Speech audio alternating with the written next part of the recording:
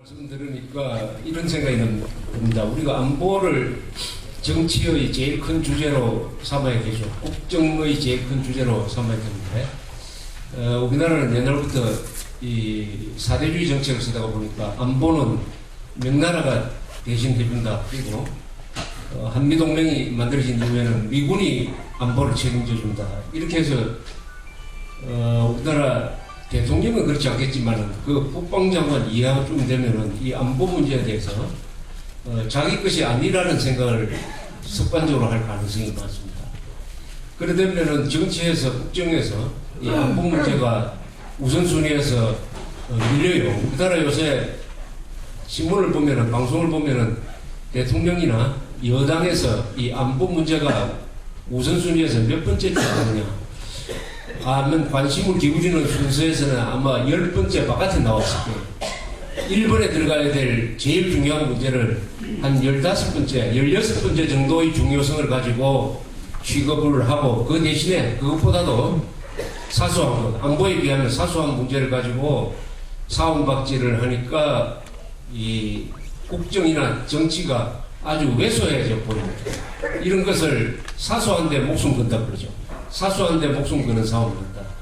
반면에 우리하고 비슷한 처지에 있는 이스라엘을 예를 들면은 이스라엘도 정치권에서의 싸움은 한국 이상으로 아주 치열하고 어떤 데는 아주 추잡하고 그렇습니다.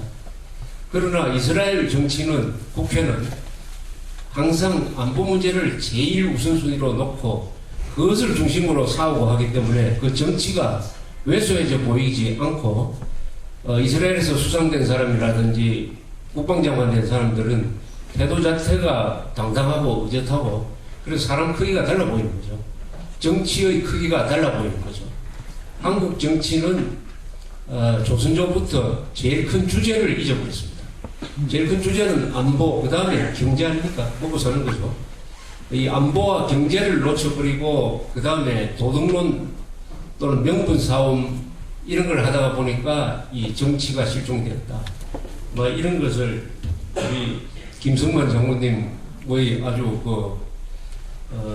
피를 토하는 호소 같은 그런 이야기 들으면서 느꼈습니다. 어떻게 하면 정치의 제자리를 찾아줄 거냐. 그것이 바로 이 자주 국방 정신이 있는 나라냐 아니냐죠. 이 국방을 내가 책임진다라고 생각하는 것을 자주국방이라고 그러죠. 국방은 미국이 책임진다 하는 생각을 가지면 그때부터는 그 사람들이 사대주의자가 될 거죠. 사대주의와 자주국방의 차이가 그것입니다. 우리 한국은 오랫동안 전쟁을 결심해 본 적이 없는 나라입니다. 오늘 주제인 이 신라의 삼국통일 전쟁 이후에는 스스로 전쟁을 결심해 본 적은 한 번밖에 없습니다. 그것은 우리 한국이 한 것이 아니라 김일성이가 적화통일을 하기 위한 전쟁을 결심을 해가지고 계획을 세워가지고 목숨을 걸고 체제의 운명을 걸고 한번 전쟁을 한 적이 있습니다. 그러다 보니까 북한의 DNA와 한국의 DNA가 좀 달라요. 한국의 DNA는 아직도 자주국방을 제대로 하지 못하는 이상한 DNA를 가지고 있고 북한은 저렇게 못 살면서도 자기 체제는 목숨을 걸고 우리가 지켜야 된다 하는 이 자주국방의 의지는 남한보다 훨씬 강합니다. 그래서 여러 가지 불리한 상황에서도 북한 체제를 지금 지키고 있는 것입니다. 자주국방을 포기한 정치, 자주국방을 포기한 국민, 자주국방을 포기한 대통령은 사실은 아무리 잘 살아도 이게 혼이 빠진 존재니까 살찐 돼지밖에 안 되는 거죠.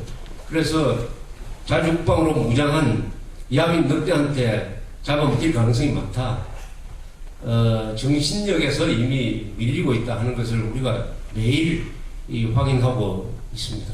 이것을 해결하는 방법은 이 통일을 할 때 반드시 우리가 남한 주도의 통일을 해야 되는데 이 통일하는 과정에서 이 전쟁을 불사하고 일전 불사를 한다. 전쟁을 각오하고 통일하는 이런 과정을 거치면서 아마 자주국방이라는 이 유전자가 우리 민족성 안에서 새로 생길 것이 아니냐 이렇게 생각을 합니다.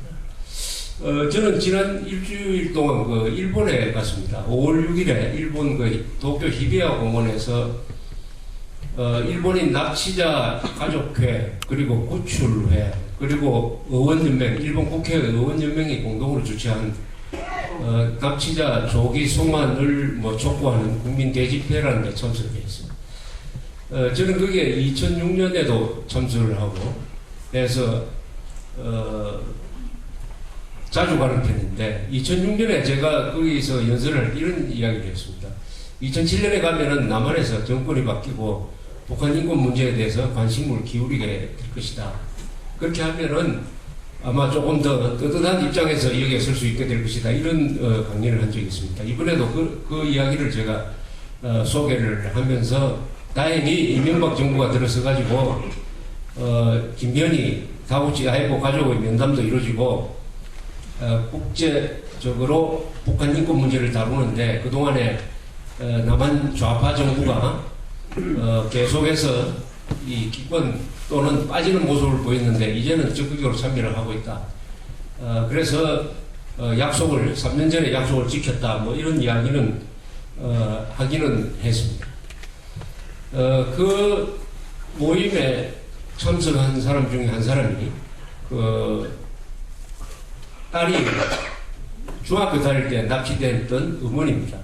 요코다 메구미라는 니가다에 살던 중학교 학생이 납치가 됐어요. 13살 때 납치가 됐습니다. 최근 김현희 씨의 증언에 의하면은 요코다 메구미라는 소녀가 자라서 1983년쯤 되면은 공작원한테 일본어를 가르치는 교사로 일을 하고 있었다 하는 증언이 나왔어요. 이 이야기를 하면서 이 요코다 메구미 양의 어머니가 70대는 분인데 아주 모습이 현모양처처럼 아주 그렇게 잘 늙으신 분입니다. 이분이 일본의 납치자 문제에서 아주 상징적인 인물인데 마이크를 잡더니 이렇게 이야기했어요. 자기가 요코다 메구미 딸을 키울 때는 벌레도 죽이지 못하는 그런 딸로 키웠다. 그래서 어느 날 이 가파른 길을 나이 많은 사람이 짐을 들고 올라가는 것을 딸이 가서 거들어 주니까 그 노인이 사과를 하나 주더라. 그래 사과를 받아서 쫓아와서 어머니한테 이것을 받아도 되는지 모르겠다고 얼굴이 밝아지더랍니다. 그렇게 예쁘게 키운 딸이 어떻게 됐는지 공작원을 교육하는 짓을 하고 있다는 이야기를 듣고 참으로 원통하다 하는 게 들립니다. 벌레도 죽이지 못하는 아이가 북한에서 대남 공작원을 양성하는 데서 일본어를 가르치는 교관이 되었다. 이게 무슨 꼴이냐 하는 그런 호소를 하는 것을 들었습니다. 저는 그때 이런 제안을 했어요. 일본 사람들한테. 이렇게 자꾸 말로 할 게 아니라 김정일이를 반드시 국제형사재판소에 고발을 하자. 국제형사재판소라는 것이 2002년에 생겼습니다. 지금 네덜란드 헤이그에 있습니다. 국제형사재판소는 어떤 일을 하느냐 하면은 몇 가지 범죄에 대해서 수사권을 갖고 있어요. 어떤 범죄냐. 첫째는 대학살, 제노사이드라는 학살에 대한 범죄. 두 번째는 전쟁범죄. 그 다음에 반인류 범죄라는 게 있습니다. 인류의 기본적인 원칙을, 즉 생명의 존중이죠. 을 말살하는, 그것도 조직적으로 하는 이 행위에 대해서는 그 사람이 현직 대통령이라도 또는 현직 권력자라도 수사를 할 수 있도록 하는 그런 기구를 하나 만들었습니다. 국제형사재판소. 그런데 어떻게 그러면 수사를 하느냐 하면 제일 효과가 있는 게 UN 안전보장이사회가 누구누구를 딱 집어가지고 이 사람을 수사를 해달라고 국제형사재판소에 넘기는 것입니다. 바로 지금 수단 대통령 바실이라는 사람이 거기에 딱 걸렸어요.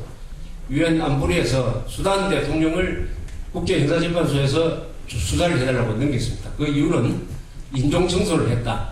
인종이 다르다고 해가지고 종교가 다르다고 해가지고 수십만 명을 쫓아내고 그 중에서 상당수가 학살당했다. 그래서 국제